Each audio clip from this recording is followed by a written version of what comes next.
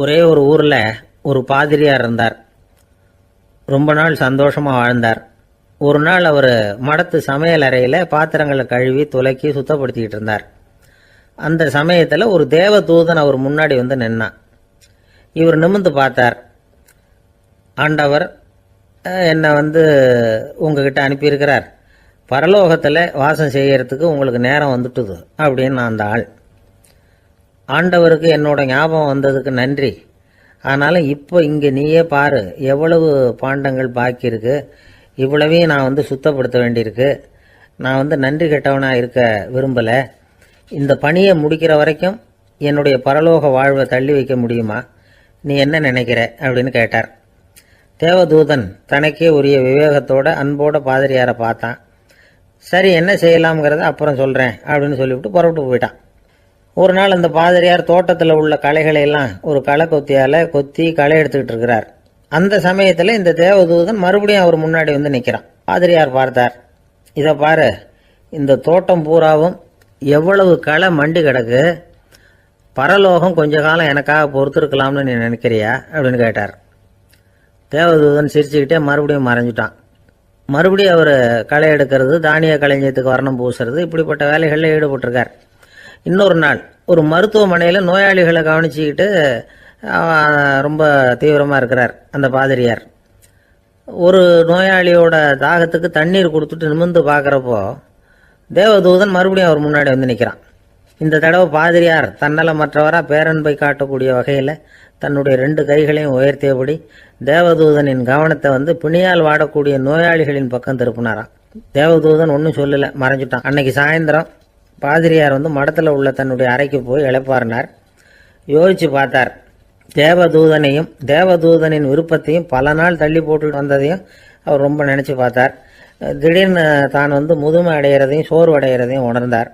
ஆண்டவரை நினைச்சார். ஆண்டவரே, உம்முடைய தூதனை மறுபடியும் என்கிட்ட அனுப்புனா நான் சந்திக்கிறதுக்கு ஆவலாக இருக்கேன் அப்படின்னு சொல்கிறப்பவே தேவதூதன் பக்கத்தில் நின்னான்.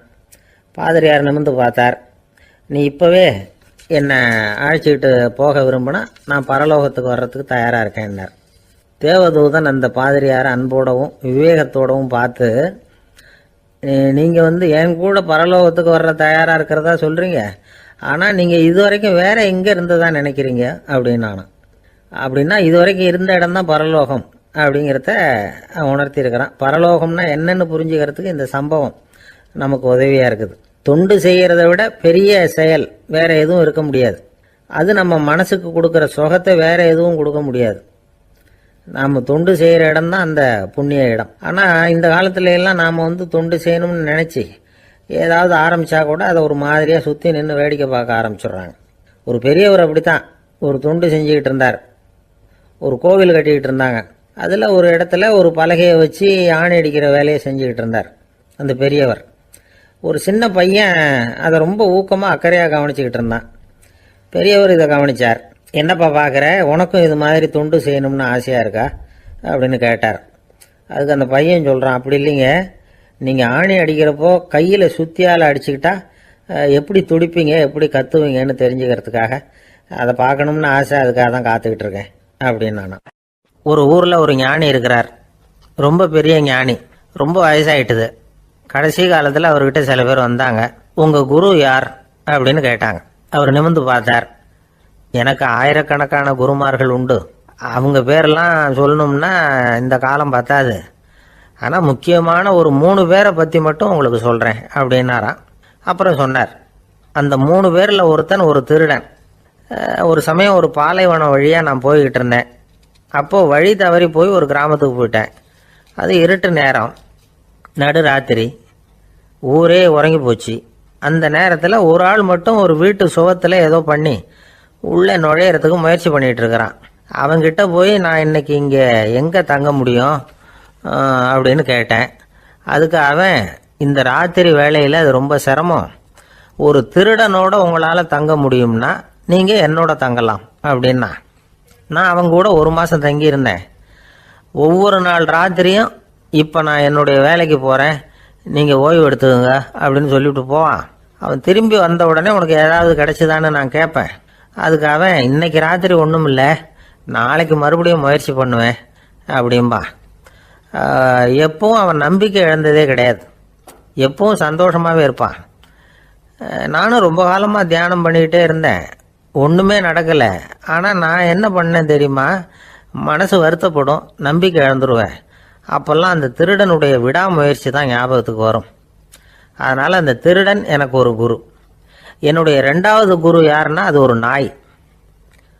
இது எப்படின்னா, ஒரு சமயம் எனக்கு ரொம்ப தாகமாக இருந்தது, ஒரு நதியை நோக்கி போய்கிட்டு இருந்தேன். அப்போ ஒரு நாயும் வந்தது, அதுக்கும் தாகம். ஓடி வந்து ஆற்றை பார்த்தது, அதோட நிழல் வந்து ஆற்றுல தெரிஞ்சது. அதை பார்த்ததும் பயந்துட்டுது. அது அதாவது அது தன்னுடைய சொந்த உருவத்தையே கண்டு பயந்தது. அதை பார்த்து குறைக்குது, திரும்பி ஓடிச்சு. ஆனால் அதுக்கு தாகம் அதிகமாக இருந்ததுனால அது மறுபடியும் திரும்பி வந்தது.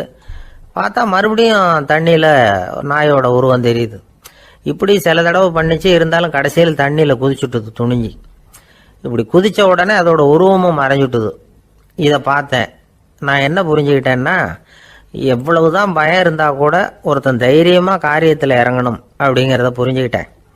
இந்த போதனை அந்த நாய்கிட்ட இருந்து எனக்கு கிடைச்சிது. இது ஒன்று. அடுத்தது என்னுடைய 3வது குரு யாருன்னா அது ஒரு சின்ன குழந்தை. நான் ஒரு சமயம் ஒரு நகரத்துக்கு போனேன். அங்கே ஒரு குழந்தை எரிகிற மெழுகுவத்தி ஒன்று எடுத்துக்கிட்டு வந்தது. நான் அந்த குழந்தைய பார்த்து வேடிக்கையாக கேட்டேன், ஏன் பாப்பா இந்த மெழுகுவத்தியை நீயாவே கொளுத்துனியா அப்படின்னு கேட்டேன். ஆமான்னுது அந்த குழந்தை. சரி, இந்த மெழுகுவத்தி முன்னாடி எரியாமல் இருந்தது, இப்போ எரியுது. இந்த மெழுகுவத்திக்கு வெளிச்சம் எங்கேருந்து வந்தது, அதை எனக்கு காட்ட முடியுமா அப்படின்னு கேட்டேன் அந்த குழந்தைகிட்ட. இதுக்கு அந்த குழந்தை சிரிச்சுக்கிட்டு அந்த மெழுகுவத்தியை ஊதி அணைச்சுட்டுது. அதுக்கப்புறம் என்னை பார்த்து கேட்டுது, இப்போ இந்த மெழுகுவத்தியின் வெளிச்சம் போனதை பார்த்தீங்க இல்லையா, அது எங்கே போச்சுன்னு எனக்கு சொல்லுங்க அப்படின்னுது. அந்த குழந்தை இப்படி கேட்டதும் என்கிட்ட இருந்த ஆணவம் அழிஞ்சுட்டுது. நான் படித்ததெல்லாம் அந்த வினாடியில் சுக்கு நூறாக போயிட்டுது. என்னுடைய முட்டாள்தனத்தை நான் உணர்ந்தேன் அப்படின்னு இவ்வளவும் அந்த ஞானி விவரமாக சொன்னாராம். அதனால் நாம் இன்னார்கிட்டே இருந்து தான் இதை கற்றுக்கணுங்கிறது இல்லை, யாருக்கிட்ட இருந்தும் எதையும் கற்றுக்கலாம். நம்மால் ஒருத்தன் ஒரு நாய் வளர்த்துக்கிட்டு இருந்தான். அந்த நாய்க்கு வால் கிடையாது, யாரோ ஏற்கனவே வெட்டி எடுத்துட்டாங்க. இந்த நாய் தான் சார் எனக்கு குரு, அதுகிட்டே இருந்து கூட நான் பாடம் கற்றுக்கிட்டு இருக்கிறேன் அப்படின்னா. அப்படி என்ன கற்றுக்கிட்டேன் இந்த வால் இல்லாத நாய்கிட்டே இருந்து அப்படின்னு கேட்டோம். நாம் யாருக்கிட்டையும் வாலாட்டக்கூடாது அப்படிங்கிற பாடத்தை அதுகிட்டே இருந்து தான் நான் கற்றுக்கிட்டேன் அப்படின்னா. ஒருத்தர் சிகரெட்டும் கையுமா வந்தார். சார், இந்த புகைப்பிடிக்கிற பழக்கத்தை நிறுத்தி போடணும்னு தான் பார்க்குறேன், முடியலன்னார். புகைப்பிடிக்கிறத நிறுத்துறது ரொம்ப சுலபம் சார் அப்படின்னார் இன்னொருத்தர். எப்படி சொல்கிறீங்கன்னு கேட்டார் அவர். நான் கூட ஏற்கனவே 10 தடவை அந்த பழக்கத்தை நிறுத்தி இருக்கிறேன் சார் அப்படின்னார் இவர். இதுலேருந்து என்ன தெரியுது, புகைப்பழக்கத்தை திடீர்னு விட்டு விடுறதுங்கிறது ரொம்ப கஷ்டம்னு தெரியுது. இருந்தாலும் இது சம்பந்தமான ஆராய்ச்சி, அனுபவம், இது ரெண்டையும் அடிப்படையாக வச்சு சில வழிமுறைகளை சொல்கிறாங்க. அதாவது புகைப்பிடிக்கிறத நிறுத்துறதுக்கு 10 வழிகள் உண்டு அப்படின்னு சொல்கிறாங்க. அது என்னங்கிறத தெரிஞ்சுக்கிட்டா உபயோகப்படுதான்னு பார்க்கலாமே. முதல் கருத்து என்னன்னா, கொஞ்ச நாளைக்கு புகைப்பிடிக்கிற நண்பர்களை விட்டு விலகி இருக்கணும். இதனால் புகைப்பிடிக்கிற ஆசை குறையும், அந்த பழக்கத்தை மறுபடியும் ஆரம்பிக்கப்படாதுங்கிற எண்ணம் உறுதிப்படும். 2வது கருத்து, புகைப்பிடிக்கிறதை எதிர்த்து தீவிரமாக பிரச்சாரம் செய்ய ஆரம்பிச்சிடணும். அது அடுத்தவங்களுக்கும் உபயோகப்படும், உங்களுக்கும் உபயோகப்படும். உங்கள் உள்ளுணர்வை அது தூண்டும், உங்களை உறுதி கொள்ள வைக்கும். 3வது கருத்து என்னன்னா, தினமும் 2 தடவை குளிக்கணும். எப்படி தெரியுமா, முதல்ல வெது வெதுப்பான தண்ணீர், அப்புறம் குளிர்ந்த தண்ணீர், இப்படி மாறி மாறி குளிக்கணுமா. 4வது கருத்து, உடற்பயிற்சிகள் செய்யணும். மூச்சு வாங்குற மாதிரியான பயிற்சிகள் ரொம்ப நல்லதான். பிராணாயாமம் அப்படிங்கிற மூச்சு பயிற்சி ரொம்ப நல்லதுங்கிறாங்க. அப்புறம் 5வது கருத்து, சாப்பாடு மிதமாக இருக்கணும், சீராக இருக்கணும். பச்சை காய்கறிகள், பழங்கள் சாப்பாட்டில் சேர்த்துக்கலாம். அடிக்கடி கொஞ்சம் கொஞ்சமாக சாப்பிட்டு ரத்தத்தில் சர்க்கரையின் அளவை பராமரிக்கணும். இது நரம்புகளை அமைதிப்படுத்தும். 6வது கருத்து என்னன்னா, ரொம்ப நேரம் பசியோடு இருக்கக்கூடாது. புகைப்பிடிக்கிறத நிறுத்த முயற்சி செய்யும் பொழுது எடை குறைப்பு நடவடிக்கைகளை மேற்கொள்ளக்கூடாது. 7வது கருத்து, காப்பி, தேநீர், மதுபானம், அப்புறம் போதைப் பொருள்கள் கலந்த உணவுகள் இதெல்லாம் வேணாம். புகைப்பிடிக்கிறத அதெல்லாம் ஊக்கப்படுத்தும்.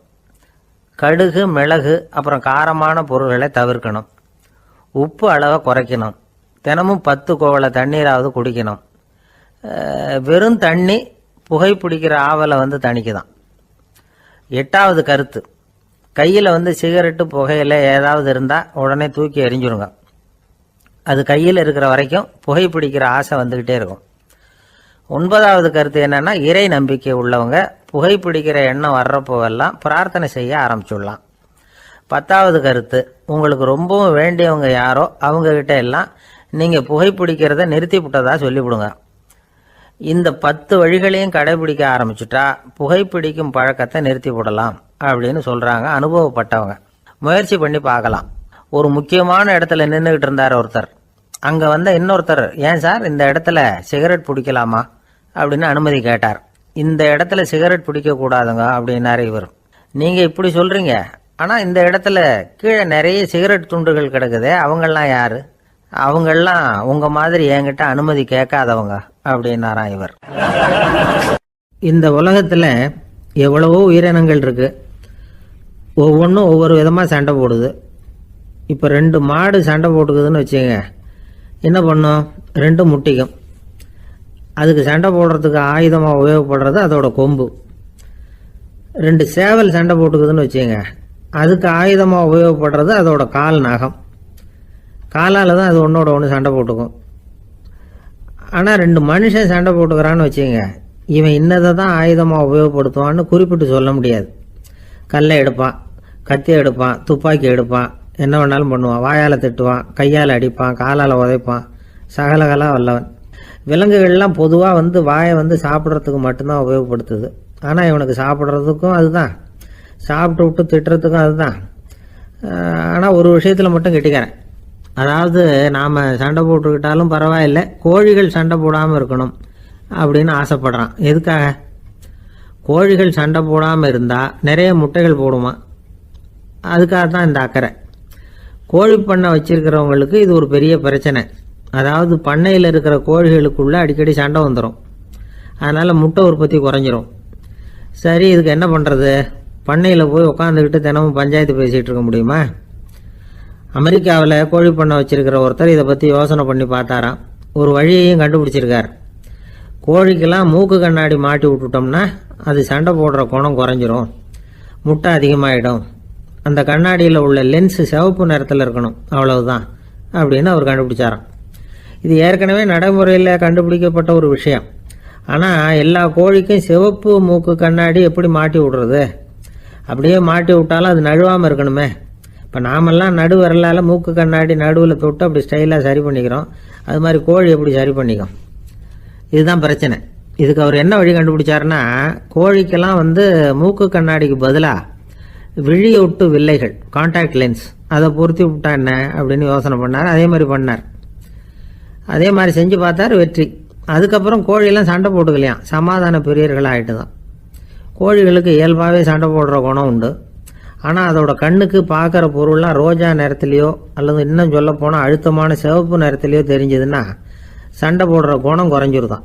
அந்த சமயத்தில் அது அதிகமாகவும் முட்டையிட ஆரம்பிச்சுடுதான். அதே நேரத்தில் இறை எடுக்கிறத கூட குறைச்சிக்குதான். இது ஏன் இப்படி பண்ணுதுங்கிறது விஞ்ஞானிகளுக்கு இன்னமும் புரியலையா. எப்படியோ அமெரிக்க கோழிகள்லாம் கான்டாக்ட் லென்ஸ் பொருத்திக்க ஆரம்பிச்சாச்சு.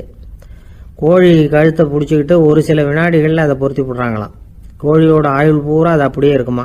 பண்ணையில் வந்து முட்டை உற்பத்தி குறைஞ்சா இது மாதிரி விஞ்ஞானபூர்வமாக பரிகாரம் தேடுறது தான் நல்லது. நமக்கு வேண்டியப்பட்ட ஒருத்தர், அவர் ஒரு கோழி பண்ணை வச்சுருந்தார். அந்த பண்ணையில் பாதி கோழி திடீர்னு செத்து போச்சு. உடனே ஒரு கால்நடை மருத்துவர்கிட்ட போக வேண்டியது தானே, அங்கே போகல. உள்ளூரில் மந்திரம் பண்ணிகிட்டு இருந்த ஒரு சாமியார்கிட்ட போனார். அவர் காலில் விழுந்தார். சாமி, என் பண்ணையில் பாதி கோழி செத்து போட்டுதுன்னார். சாமியார் யோசனை பண்ணார். சரி, பண்ணையில் வாசப்படி கிழக்கு பக்கமாக வச்சுருக்கியா மேற்கு பக்கமாக வச்சுருக்கியான்னு கேட்டார். கிழக்கு பக்கமாக இருக்குன்னார் அவர். அதுதான் தப்பு, மேற்கு பக்கமாக அதை மாற்று சரியாக போடும்னாராம். அதே போல் அவர் போய் மாற்றிவிட்டார். அப்பவும் பாதி செத்து போச்சு. மறுபடியும் வந்து சொன்னார், சாமி மறுபடியும் பாதி கோழி செத்து போட்டுதேன்னார். சரி, கூரை எப்படி போட்டிருக்க, ஓடு போட்டிருக்கியா இல்லை கீத்து போட்டிருக்கியான்னார். ஓடு போட்டிருக்கேன்னாராம் அவர். அதுதான் தப்பு, கீத்து போட்டுரும் சரியாக போடும்னாராம். சரின்னு போய் அதையும் மாற்றி பார்த்தார். மறுபடியும் போயிட்டுது, கோழி செத்து போச்சு. வந்தார், மறுபடியும் பாதி செத்து போச்சு சாமின்னு வந்தார். இவரும் யோசனையை மாற்றி மாற்றி சொல்லிகிட்டே இருக்கிறார். இப்படி அவரும் மாற்றி மாற்றி பார்த்தார். 6வது தடவையாக அவரை தேடிட்டு வந்தார். அந்த சமயத்தில் இவர் ரொம்ப தீவிரமாக யோசனை பண்ணி பார்த்துட்டு, அது சரிப்பா, நீயும் என்கிட்ட சளைக்காமல் வந்துக்கிட்டு இருக்கிற, நானும் யோசனை சொல்லிகிட்டு இருக்கேன். இப்போவும் உங்ககிட்ட சொல்கிறதுக்கு என்கிட்ட யோசனை நிறையா இருக்குது, ஆனால் சோதிக்கிறதுக்கு உங்ககிட்ட கோழி இல்லையே, என்ன பண்ணுறது அப்படின்னாராம் இவர். ஒரு சீன தேசத்து அரசர் இருந்தார். அவருக்கு வயசாயிட்டுது. அவருக்கு அடுத்தபடியாக அவருடைய புள்ள பட்டத்துக்கு வரணும், ஆட்சி பொறுப்பை ஏற்றுக்கணும். ஒரு நல்ல தலைவனுக்கு இருக்க வேண்டிய பண்புகள்லாம் தன்னுடைய மகனுக்கு இருக்கணும்னு விரும்பினார் அந்த அரசர். அதனால் இளவரசனை பக்கத்தில் இருந்த ஒரு குரு கிட்ட அனுப்புனார். இளவரசன் அவர்கிட்ட போய் சேர்ந்தான். அந்த குரு என்ன பண்ணார் தெரியுமா? இவனை பார்த்து சொன்னார், இதை பாருப்பா, நீ என்ன பண்ணுற, இப்போவே பக்கத்தில் இருக்கிற காட்டுக்கு போ, நடுக்காட்டில் போய் ஒரு இடத்துல உட்காந்துக்கோ. அங்கே என்னென்ன சத்தம்லாம் உன் காதில் விழுதுன்னு கவனித்து கேளு. உன் காதில் விழுந்த ஓசைகள் என்னென்னங்கிறத என்கிட்ட வந்து சொல்லு, அதுதான் எனக்கு தெரியணும், உனக்கு வேலையும் அதுதான் அப்படின்னு சொல்லி அனுப்பி வச்சுட்டார். இளவரசன் காட்டுக்கு போனான். குரு சொன்னபடியே ஒரு இடத்துல உட்காந்து கவனித்து கேட்டான். அதுக்கப்புறம் குருக்கிட்ட திரும்பி வந்தான். என்னென்ன சத்தம்லாம் கேட்ட அப்படின்னு கேட்டார் குரு. குருவே, காட்டில் நான் பறவைகள் சத்தம்லாம் கேட்டேன், மிருகங்களின் ஓசையையும் கேட்டேன், இதை தவிர இடி மின்னல் மழை இதுகளோட சத்தத்தையும் கேட்டேன் அப்படின்னா. குரு யோசனை பண்ணார், நீ இன்னமும் சரியாக கேட்கல, அதனால் மறுபடியும் காட்டுக்கு போ, கொஞ்ச நாள் தங்கியிருந்து கேட்டுட்டு வா அப்படின்னார். இளவரசனுக்கு ஒன்றும் புரியல. இருந்தாலும் குருவின் கட்டளை ஆச்சே, மறுக்க முடியுமா? உடனே அவன் மறுபடியும் காட்டுக்கு போனான். ஒரு இடத்துல உட்காந்தான். கொஞ்ச நேரம் உன்னிப்பாக கவனித்து கேட்டான். சில நாள் கழித்து குருக்கிட்ட திரும்பி வந்தான். குருவே, இந்த தடவை சில துல்லியமான சத்தங்களை எல்லாம் கேட்டான். தேனி பறக்கிற சத்தம், நீரோடையின் மெல்லிய ஓசை, இதெல்லாம் கேட்டேன்னா. குரு சிரிச்சார். நீ மறுபடியும் காட்டுக்கு போ, இன்னும் சில நாள் அங்கே இரு, முழுமையாக கவனமாக கேட்டுக்கிட்டு வா அப்படின்னு சொல்லி அனுப்பி வச்சுட்டார். இளவரசனுக்கு குழப்பம் அதிகமாயிட்டுது. ஒன்றுமே புரியல. மறுபடியும் காட்டுக்கு போனான். மௌனமாக ஒரு இடத்துல உட்காந்துட்டான்.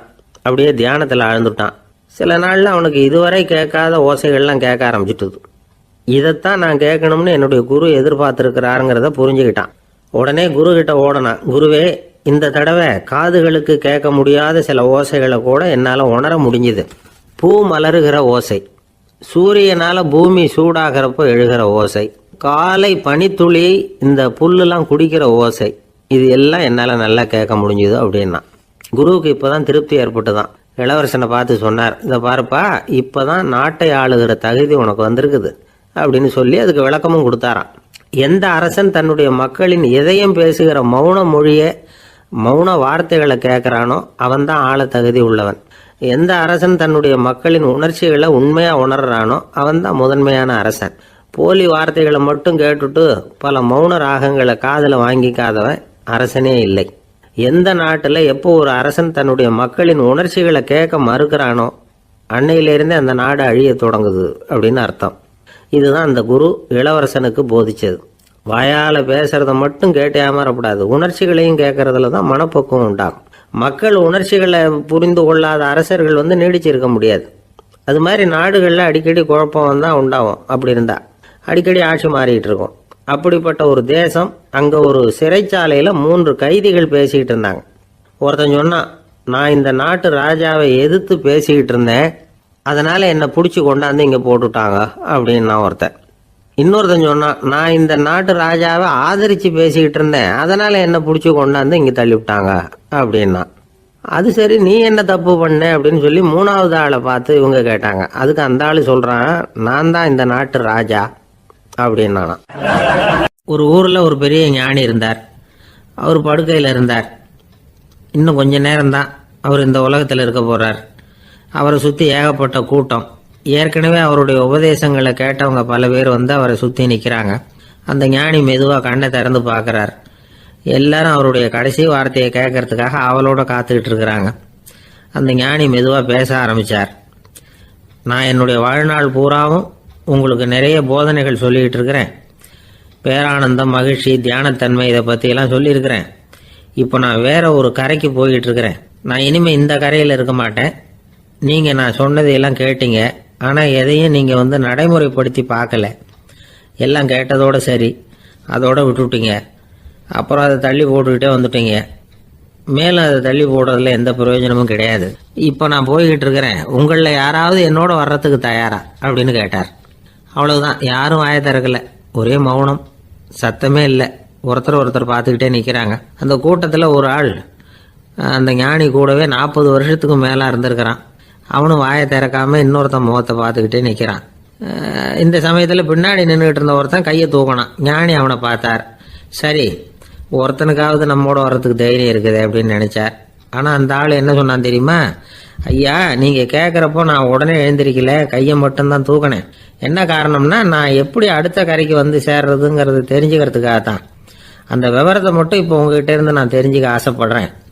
ஏன்னா இப்போ நான் உங்கள் கூட வர்றதுக்கு தயாராக இல்லை. எவ்வளவோ காரியங்களை நான் இன்னும் இங்கே முடிக்க வேண்டியிருக்குது. வீட்டுக்கு ஒரு விருந்தினர் வந்திருக்கிறார். என்னுடைய இளைய மகனுக்கு கல்யாணம் பண்ணி வைக்கணும். அதனால் இன்னைக்கு உங்கள் கூட வர முடியாது. அது மட்டும் இல்லை, இப்போ உங்கள் கூட அடுத்த கரைக்கு வந்தால் திரும்பி வர முடியாதுன்னு வேற சொல்கிறீங்க. அதனால் இப்போ நான் வரல. இன்னொரு நாள் நிச்சயமாக நான் வர்றேங்க, வந்து உங்களை சந்திக்கிறேன். அதனால் இப்போ நீங்கள் இன்னொரு தடவை எங்களுக்கு விளக்கமாக சொல்லணும். ஏற்கனவே பல தடவை சொல்லியிருக்கிறீங்க. தயவு பண்ணி இப்போ ஒரு தடவை சொன்னீங்கன்னா சௌரியமாக இருக்கும். அந்த அடுத்த கரையை அடையிறது எப்படி, இப்போ ஒரு தடவை அதை விளக்கமாக சொல்லிட்டீங்கன்னா நல்லா ஞாபகப்படுத்திக்குவேன். அது சரியான சமயம் வர்றப்போ இது எனக்கு உதவியாக இருக்கும் அப்படின்னு நானா. ஆனால் உண்மை என்ன தெரியுமா? அந்த சரியான சமயம் வரவே இல்லை அப்படிங்கிறது தான் உண்மை. இப்படி அந்த கதை முடியும். இந்த கதை அந்த ஒரு ஆளுக்கு மட்டும் இல்லை, கிட்டத்தட்ட எல்லாருக்குமே அது பொருந்தும் அப்படிங்கிறாங்க விவரம் தெரிஞ்சவங்க. எல்லாருமே அந்த சரியான தருணத்துக்காக தான் காத்துக்கிட்டு இருக்கிறாங்களாம். அதுக்காக ஜோசியம் பார்க்குறாங்க, கைரேகை பார்க்குறாங்க. நாளைக்கு என்ன நடக்குங்கிற ஆவலில் எல்லாரும் காத்துக்கிட்டு இருக்கிறாங்க. ஆனால் அந்த ஒரு நாள் ஒருபோதும் வரப்போகிறதில்ல. நீங்கள் தள்ளி போடுறதுக்காக பல அர்த்தமில்லாத காரணங்களை தேடுறீங்க அப்படிங்கிறார் ஒரு ஞானி. காத்திருக்கிறதுலேயே நம்ம காலம் ஓடி போயிடுது. ஏன்னா இன்னைக்கு நாம் சிந்திக்கிறது நாளைக்கு நாம் சிந்திக்கிறது இல்லை. ஒவ்வொரு நாளும் ஒவ்வொரு மாதிரி போயிடுது. நாளைக்கு மறுநாளை பற்றியே சிந்திக்கிறோம். இப்படியே அது பாட்டுக்கு போயிடும். கரையை தொட்டு பார்க்குறது எப்போ, இதுதான் கேள்வி. நமக்கு வேண்டியப்பட்ட ஒருத்தர் ஒரு ரயில்வே பிளாட்ஃபாரத்தில் நின்றுட்டு இருக்கிறார். அங்கே இருக்கிறவங்க கிட்ட கேட்குறாராம், விசாரிக்கிறார். ஏங்க கிழக்க போகிற ரயில் போயிட்டுதுங்களான்னாராம். போயிட்டுதுன்னு இருக்கிறாங்க. கொஞ்ச நேரம் கழிச்சு ஏங்க மேற்க போகிற ரயில் போயிட்டுதுங்களான்னு கேட்டிருக்காரு. போயிட்டுதுங்களான் இருக்காங்க. அப்புறம் கொஞ்ச நேரம் கழிச்சு மறுபடியும் ஏங்க 10:30 மணி வண்டி போயிட்டுதான்னு கேட்டிருக்காரு. தொடர்ந்து காலையிலேருந்து சாயந்தரம் வரைக்கும் இப்படி ஒரே இடத்துல நின்றுட்டு கேட்டுக்கிட்டே இருக்கிறார். இதை பார்த்துக்கிட்டு இருந்த ஒருத்தர் அவர்கிட்ட ஏங்க நீங்கள் எங்கே போகணும் அப்படின்னு கேட்டாராம். இவர் மெதுவாக சொன்னாராம், இந்த ரயில்வே லைனை தாண்டி அந்த பக்கம் போகணும் அப்படின்னாராம். திருநெல்வேலி மாவட்டத்தில் கோவில்பட்டிக்கு பக்கத்தில் உள்ள ஊர் கடம்பூர். காமராசர் முதலமைச்சராக இருந்த காலம். கடம்பூரில் ஒரு பள்ளி சீரமைப்பு மாநாடு நடக்குது. அந்த பக்கத்தில் உள்ள பள்ளிக்கூடம்லாம் அதில் கலந்துக்குது. கண்காட்சி வேற, ஊர் பூரா விழா கோலம். மறுநாள் மாநாடு நடக்க போகுது. ஆனால் முதல் நாளே மழை பிடிச்சிக்கிட்டுது. மறுநாளும் அது விடாமல் பேஞ்சிக்கிட்டு இருக்குது. காமராசர் காலையிலேருந்து பல்வேறு நிகழ்ச்சிகளில் கலந்துக்கிட்டு சாயந்தரமாக கடம்பூருக்கு வந்து சேர வேண்டியவர். மழை பேஞ்சிக்கிட்டு இருக்கிறதுனால நிகழ்ச்சி ரத்தாயிடுமோ என்னமோ அப்படின்னு எல்லாரும் சந்தேகப்பட்டுக்கிட்டு இருக்கிறாங்க. அவர் கோவில்பட்டி பயணிகள் விடுதியில் இருக்கிறார். கடம்பூர்லேருந்து சில பேர் போய் அவரை சந்திக்கிறாங்க. மழை பெஞ்சிக்கிட்டு இருக்குதே, என்ன செய்யலாம் அப்படின்னு கேட்குறாங்க. மழை பெஞ்சா நல்லது தானே, அதுக்காக மாநாட்டை எதுக்காக ரத்து செய்யணும்? ஆசிரியர்கள் எவ்வளவு கஷ்டப்பட்டு ஏற்பாடு பண்ண மாநாடு, கட்டாயம் வந்துடுறேன் அப்படின்னாராம் காமராசர். உடனே புறப்பட்டார். மழையை பொருட்படுத்தாத மக்கள் கூட்டம். அது கலையாமல் காத்துக்கிட்டு இருக்கிறாங்க அவ்வளோ பேரும். தலைவர் வந்துட்டார்னு தெரிஞ்சது ஜனங்களுக்கு ஏகப்பட்ட உற்சாகம். ஜனங்கள் அவ்வளவு உற்சாகமாக வரவேற்றாங்க.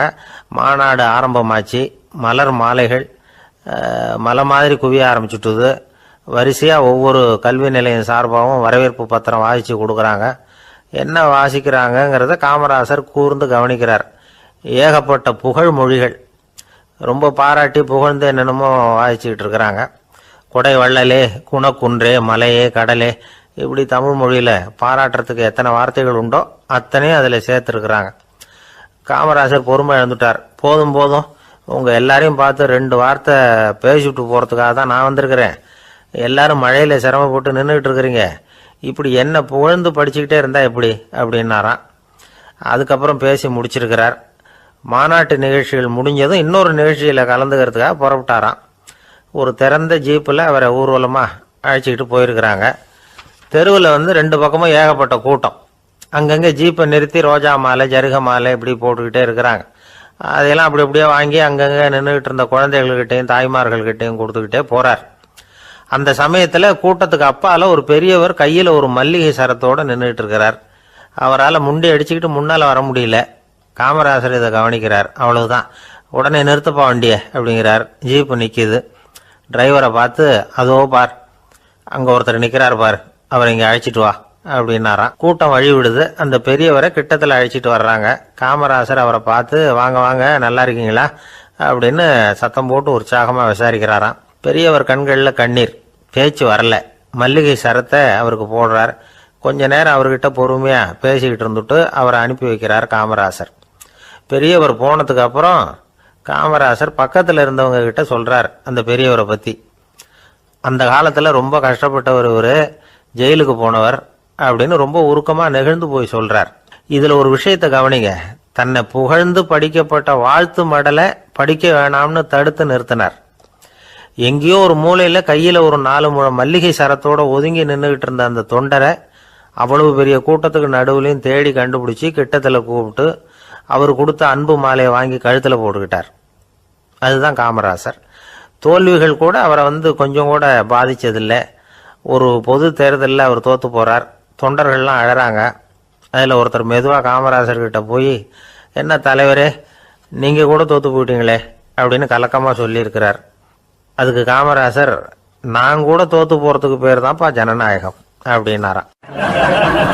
ஆஃபீஸில் வேலை பார்க்குற ஒருத்தர் வந்தார். பேசாமல் ஒரு 10 நாள் லீவு போட்டுடலாமா பார்க்குறேன் அப்படின்னார். ஏன்னு கேட்டோம். என்னுடைய மேலதிகாரி ஒரு முசுடு சார், அவர்கிட்ட வேலை பார்க்குறது ரொம்ப கஷ்டமாக இருக்குது அப்படின்னார். ஆஃபீஸில் வேலை பார்க்குறவங்கெல்லாம் ஒரு விஷயத்தை நல்லா ஞாபகத்தில் வச்சுக்கணும். மேலதிகாரிங்கிறவர் ஒரு பெரிய மகான் இல்லை, அவரும் ஒரு மானிட பிறவி தான். சராசரி மனுஷனுக்குள்ள பலம் பலவீனம் ரெண்டும் அவருக்கும் உண்டு. அதனால் அவரை கொஞ்சம் அனுசரித்து போகிறதுக்கு பழகிறது தான் நல்லது. மேலதிகாரிகளில் பல வகை உண்டு. அதில் முக்கியமாக 3 வகை. அதில் ஒரு வகை எப்படி தெரியுமா? உங்களை ஒரு வேலை செய்கிற மெஷினாக மட்டுமே நினைக்கக்கூடிய வகை. இவங்கெல்லாம் எப்படின்னா, எங்கேயாவது வெளியூர் போயிருந்தா கூட அங்கேருந்து ஃபோன் பண்ணுவாங்க, அந்த வேலை என்னாச்சு, இந்த வேலை என்னாச்சு அப்படின்னு. இவங்களுக்கெல்லாம் உங்கள் நலனை பற்றியோ உங்கள் குடும்பத்தை பற்றியோ அக்கறை இருக்காது. நீங்கள் சொல்கிற யோசனை எதுவும் இவங்ககிட்ட எடுபடாது. கொடுத்த வேலையை பாரு, நீ எனக்கு புத்தி சொல்ல வேணாம் அப்படிம்பாங்க. இவங்களை அனுசரித்து போகிறதுக்கு ஒரே வழி, இவங்க எதை சொன்னாலும் சரின்னு சொல்லிவிட்டு வேலையை கவனிக்க வேண்டியது தான். இவங்ககிட்ட வேற எந்த கேள்வியும் கேட்டுக்கிட்டு இருக்கக்கூடாது. ஆமாம் சாமி போடுறது கௌரவ குறைச்சல் இல்லை, அது ஒரு அலுவலக சௌகரியம், அவ்வளவுதான். இன்னொரு வகையான மேலதிகாரிகள் எப்படி தெரியுமா? இவங்கெல்லாம் ஆஃபீஸ் வேலையை பற்றி அதிகமாக கவலைப்பட்டுக்கிட்டு இருக்க மாட்டாங்க. தங்களுடைய சொந்த இமேஜ் பாதிக்கப்படக்கூடாதுங்கிறதுலையே கவனமாக இருப்பாங்க. இவங்கெல்லாம் அடிக்கடி உங்கள் நலனை விசாரிப்பாங்க. அதே மாதிரி நீங்களும் அவரை விசாரிக்கணும்னு எதிர்பார்ப்பாங்க. இந்த ரக அதிகாரிகளுக்கெல்லாம் புது வருட வாழ்த்து அனுப்பலாம், பிறந்தநாள் வாழ்த்து அனுப்பலாம். அவருக்கு எங்கேயாவது ஒரு பாராட்டு விழா நடந்தால் முதல் வரிசையில் போய் உட்காந்து உங்கள் முகத்தை காட்டலாம். ஆஃபீஸ் வேலையை மட்டுமே பார்க்குற பணியாளர்கள் இது மாதிரி அதிகாரிகள் கிட்ட நல்ல பேர் வாங்க முடியாது. இன்னொரு வகையான மேலதிகாரிகள் உண்டு. அவங்க எப்படின்னா, ஆஃபீஸ் வேலையை பற்றியும் கவலைப்பட மாட்டாங்க, தனக்கு கீழே வேலை பார்க்குறவங்கள பற்றியும் கவலைப்பட மாட்டாங்க. எக்காரணம் கொண்டும் தன்னுடைய பொசிஷனுக்கு ஆபத்து வந்துடக்கூடாதுன்னே நினைக்கக்கூடியவங்க இவங்க. இவங்களால கடுமையான வேலை செய்யவும் முடியாது, தீர்மானிக்கவும் முடியாது. எந்த முடிவையும் எடுக்காம அப்படியே தள்ளி போட்டுக்கிட்டே போடுவாங்க எல்லாத்தையும். இதனால என்ன ஆகும்னா, இவருக்கு கீழே வேலை பார்க்குற உங்களுக்கு பொறுப்பு அதிகமாயிடும். இவங்க கிட்ட போய் பிரச்சனையை மட்டும் சொல்லி பிரயோஜனம் இல்லை, அதுக்கான முடிவுகளை நீங்களே சொல்லணும். அப்போதான் இது மாதிரி அதிகாரிகள் கிட்ட நல்ல பேர் வாங்கலாம். அட்லீஸ்ட் கெட்ட பேர் வாங்காமலாவது காலம் தள்ளலாம். ஆஃபீஸில் வேலை பார்க்குறவங்க முக்கியமாக சில விஷயங்களை ஞாபகத்தில் வச்சுக்கணும். ஆஃபீஸில் நடக்கிற நல்லது கெட்டது எதுவாக இருந்தாலும் உடனடியாக மேலதிகாரிகிட்ட தெரிவிக்கிறது நல்லது. 3வது மனிதர் மூலமாக அதை அவர் தெரிஞ்சுக்கிறது அவ்வளவு நல்லதில்லை. எந்த மேலதிகாரியுமே தான் இந்த சர்பாஸ் செய்யப்படுறத விரும்புறதில்லை. அதனால் அவருக்கு தெரியாமல் மேலிடத்துக்கு மணி எழுதி போடக்கூடாது. அப்படி எழுதி போடுறவங்க சில பேர் இருக்கிறாங்க. நீங்களும் உங்கள் மேலதிகாரியும் தொழில் ரீதியாக ஒரே படிப்பு படித்தவராக இருக்கலாம். அப்படி இருந்ததுன்னா அட்ஜஸ்ட் பண்ணி போகிறது கொஞ்சம் கஷ்டம்தான். இதை மனசில் வச்சுக்கிட்டு நடந்துக்கணும். உங்களுக்கும் அவருக்கும் அபிப்பிராய பேதமா, அது அவருக்கும் உங்களுக்கும் உள்ள தனிப்பட்ட பிரச்சனை. அதை விளம்பரப்படுத்திக்கிட்டு இருக்கக்கூடாது, அது அவருடைய கோபத்தை கிளறும். உங்கள் மேலதிகாரி உங்கள் கூட படித்தவராக இருக்கலாம், அதுக்காக அவரை எல்லாருக்கும் முன்னாடி அடைய கிச்சாமி எப்படா இருக்க அப்படின்லாம் கேட்டுக்கிட்டு இருக்கக்கூடாது. பொதுவாக யாரும் அதை விரும்புறதில்லை. இவ்வளவையும் உங்கள் மனசில் வச்சுக்கிட்டு கொஞ்சம் சாமர்த்தியமாக நடந்துக்கிட்டீங்கன்னா ஆஃபீஸ் உங்களுக்கு அவஸ்தையாக இருக்காது, ஆனந்தமாக இருக்கும். ஒரு மேலதிகாரி தன்கிட்ட வேலை பார்க்குற ஒருத்தரை பற்றி ரொம்ப பெருமையாக சொன்னாராம். எங்கள் ஆஃபீஸில் எவ்வளவோ பேர் வேலை பார்க்குறாங்க, எல்லாரும் தினமும் வந்து ஏதாவது பிரச்சனைகளை சொல்லிகிட்டு இருப்பாங்க. ஆனால் இவர் ஒருத்தர் மட்டும்தான் இது வரைக்கும் என்கிட்ட வந்து எந்த பிரச்சனையும் சொன்னதே இல்லை. அவர் பாட்டுக்கு வருவார், வேலை பார்ப்பார், போயிடுவார் அப்படின்னாராம். நான் உடனே அவ்வளவு பெருமைக்குரிய அந்த ஊழியரை பார்த்து கேட்டேன், ஏன்பா உன்னுடைய மேலதிகாரிகிட்ட நீ எந்த பிரச்சனையும் கொண்டுகிட்டு போகிறதே இல்லையாமே அப்படின்னு கேட்டேன். அதுக்கு அவர் சொல்கிறாரு, ஆமாங்க, அது ஏன்னா அவரால் எந்த பிரச்சனையும்